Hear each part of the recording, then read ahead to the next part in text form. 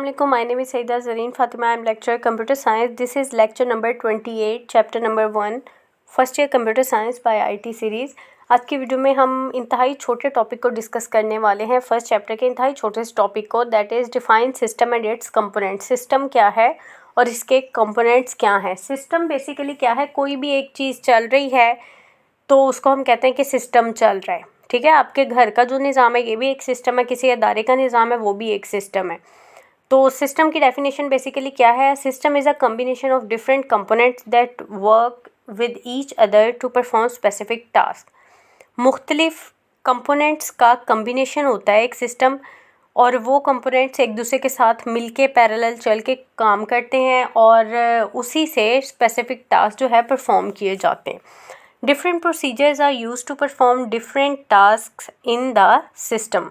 किसी भी सिस्टम के अंदर, कंप्यूटर की बात नहीं हो रही, सिर्फ किसी भी सिस्टम के अंदर कोई भी आपने टास्क परफॉर्म करना है तो उसके लिए मुख्तलिफ प्रोसीजर्स होते हैं। प्रोसीजर क्या है, मिसाल के तौर पे किसी एजुकेशनल इंस्टीट्यूट की अगर मैं एग्जांपल दूं, उधर क्या होता है, एक पूरा यूनिवर्सिटी का सिस्टम चल रहा है। ठीक है, सो यूनिवर्सिटी के निज़ाम को हम कह सकते हैं वो एक सिस्टम है, और उसके अंदर प्रोसीजर क्या होगा, नए बच्चों की रजिस्ट्रेशन जो है ये एक पूरा अलग प्रोसीजर है।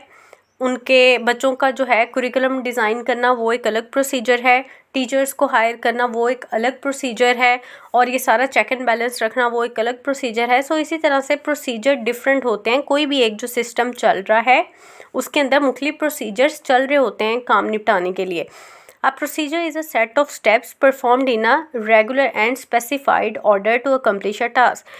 प्रोसीजर क्या होता है, बेसिकली एक हम कह सकते हैं सेट ऑफ स्टेप्स है जिसको हम परफॉर्म करते हैं इंतहाई रेगुलर और स्पेसिफाइड और ऑर्गेनाइज्ड मैनर के साथ किसी भी काम को कंप्लीट करने के लिए। मिसाल के तौर पे देखें, मिसाल वही दी हुई है कि the registration of students is a procedure in an educational system. किसी भी बच्चों की या जो भी बैच नया आता है उनकी जो भी रजिस्ट्रेशन का पूरा काम होता है वो एक प्रोसीजर ही है किसी भी एजुकेशनल सिस्टम के अंदर।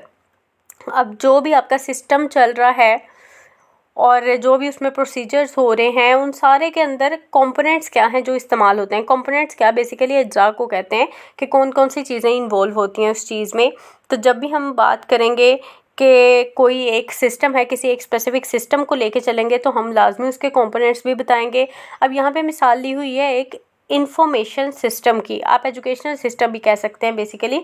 तो उसके क्या क्या हो सकते हैं कंपोनेंट्स, पहले नंबर पे आएगा हार्डवेयर, दूसरे नंबर पे है जी सॉफ्टवेयर, तीसरा पीपल या यूज़र जो उस सिस्टम से इंटरेक्ट करते हैं, चौथी चीज़ है डाटा और इन्फॉर्मेशन जो स्टोर किया जाता है, रखा जाता है या फिलअप करवाया जाता है, और पांचवी चीज़ है कम्युनिकेशन सेटअप, जो भी कम्युनिकेशन लोगों की आपस में होनी होती है वो उस चीज़ का बेसिकली कंपोनेंट ही है।